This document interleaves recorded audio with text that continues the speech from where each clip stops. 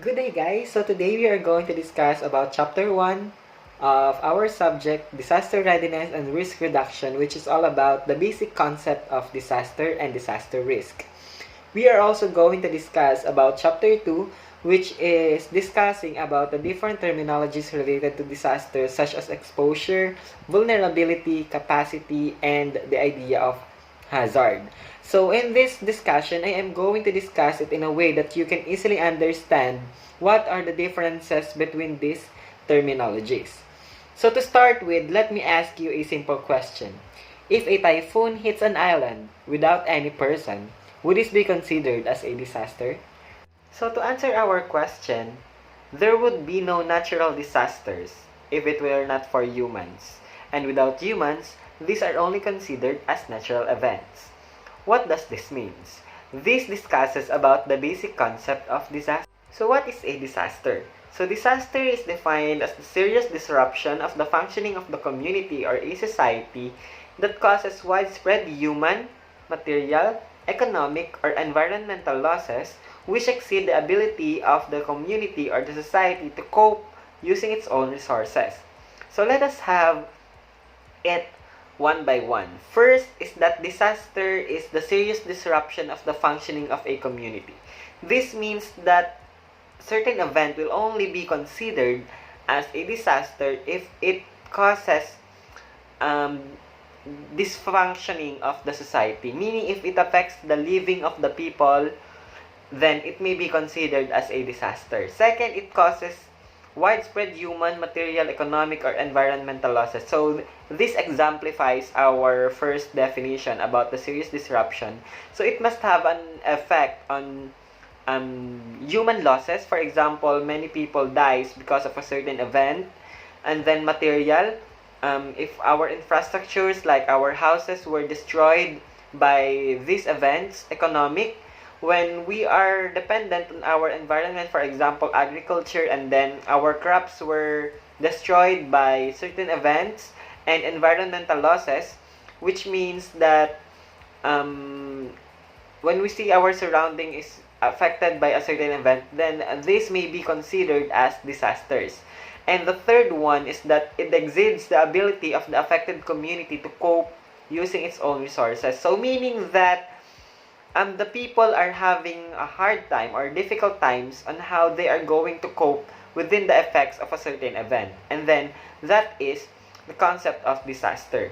So there is one question that may be asked to you regarding the concept of disaster.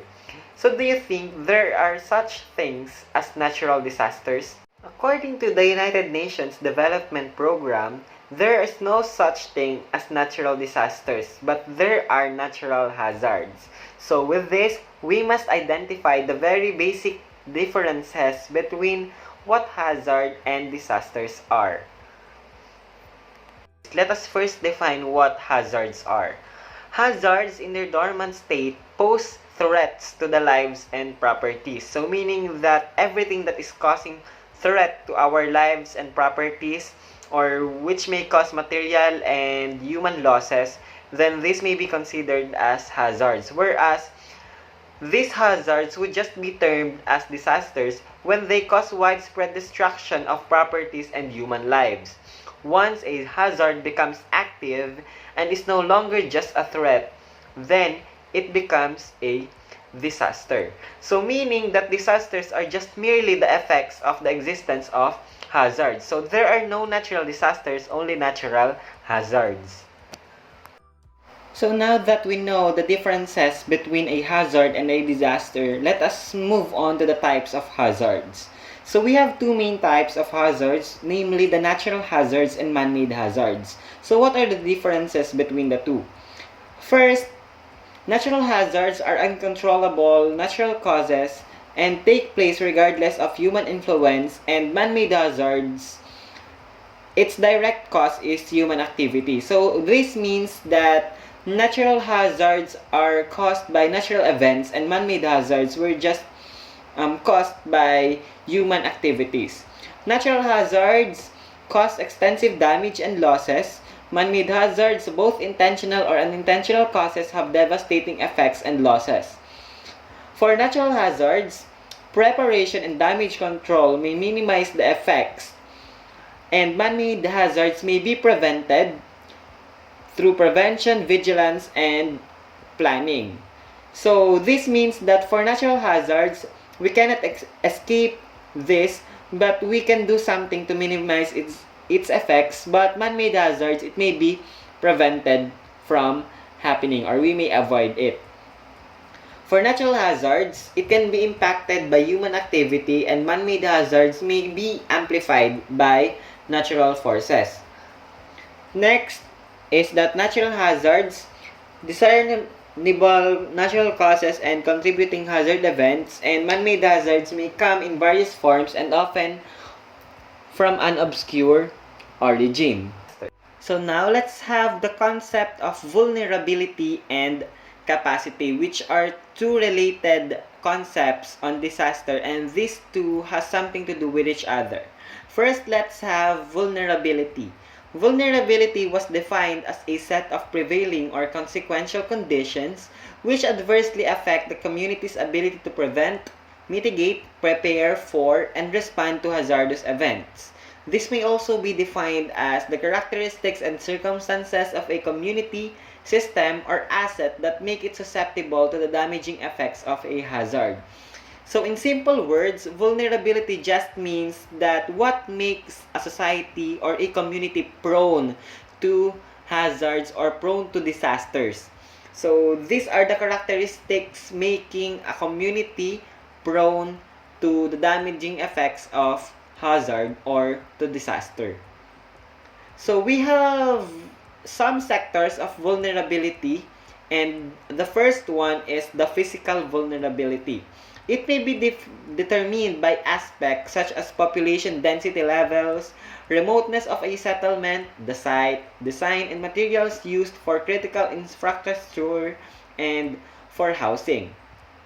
So for physical vulnerability, this refers to the way a society or a community was built, and also in terms of the physical aspect. Example, wooden homes are less likely to collapse in an earthquake, but these are more vulnerable to fire. So it depends on the physical characteristics of a certain place whether it may be vulnerable to hazards and disasters or not. The second type is social vulnerability. It refers to the inability of the people, organizations, and societies to withstand adverse impacts to hazards due to characteristics inherent in social interactions, institutions, and systems of cultural values. It is linked to the level of well-being of individuals, communities, and society. It includes aspects related to levels of literacy and education, the existence of peace and security, access to basic human rights, systems of good governance, social equity, positive traditional values, customs and ideological beliefs, and overall collective organizational systems. So meaning social vulnerability, it refers to the knowledge of the persons and the rights they are enjoying, or whether they are having privileges or not. So this has something to do with our social status in the community, whether we are educated or not, or if we can apply our knowledge or not. And then it also may refer to the customs and traditions practiced by a certain community. Example, when flooding occurs, some citizens, such as children, elderly, and differently able, may be unable to protect themselves or evacuate if necessary. So another example for social vulnerability is that the tradition of the Filipino people, wherein when there are hazards happening, for example, is typhoon, and then the government are suggesting for them to evacuate, they cannot evacuate, or they do not want to evacuate because they do not want to leave their houses and their properties alone, especially if they have invested a lot of money with their properties. So that is social vulnerability. The third one is economic vulnerability. So the level of vulnerability is highly dependent upon the economic status of individuals, communities, and nations. So the poor are usually more vulnerable to disasters because they lack the resources to build sturdy structures and put other engineering measures in place to protect themselves from being negatively impacted by disasters. So we can say that economic vulnerability has a relationship with the first two ones, the physical and the social vulnerability, because our economic status in our community will define what our properties will be made of and whether we will have that social vulnerability or not. So for example of our economic vulnerability, poorer families may live in squatter settlements because they cannot afford to live in safer and more expensive areas, which makes them vulnerable to disasters because they may be densely populated and their houses may be built in not sturdy structures. The last type of vulnerability is environmental vulnerability. Natural resource depletion and resource degradation are the key aspects of environmental vulnerability. So this happens when there is having changes in the environment caused by natural events.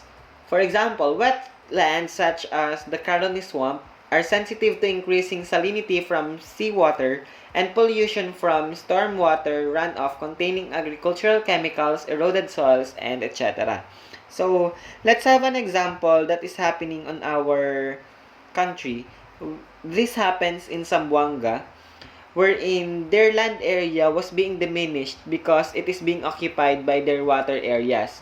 So, because they are located in a lowland area, so the water is occupying their land areas, making their land to be diminished. So, that is an example of environmental vulnerability.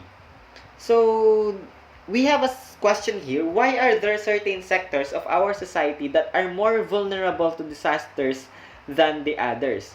So, let's have some reasons for that. First, lack of resources to buy a house in a safe place and buy good materials to construct their house. So, this has something to do with economic vulnerability and physical vulnerability. Next is lack of proper perspective and attitude in life because they are too overwhelmed by poverty.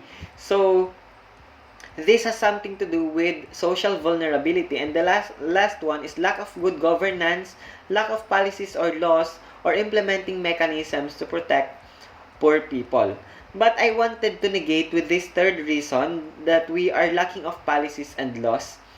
Because we have many laws implemented in the Philippines, but we are just lacking of good governance, and people are having a hard time on following these laws because we do not have that strict implementation of these laws and policies. That's why we are having a hard time on surviving these effects of disaster, of hazards or the disasters on us. So other reasons may be poor design and construction of buildings, inadequate protection of assets, lack of public information and awareness, limited official recognition of risks and preparedness measures, disregard for wise environmental management. So this is the concept of vulnerability and the types of vulnerability. So the next concept we are going to discuss is the concept of capacity.